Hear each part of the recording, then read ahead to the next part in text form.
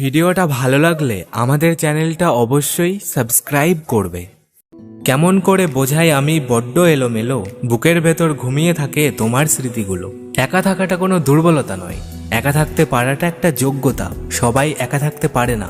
নিজেকে নতুন রূপে শক্ত করে গড়ে নিও। এই শহরে খারাপ পরিস্থিতিতে কেউ পাশে থাকে না।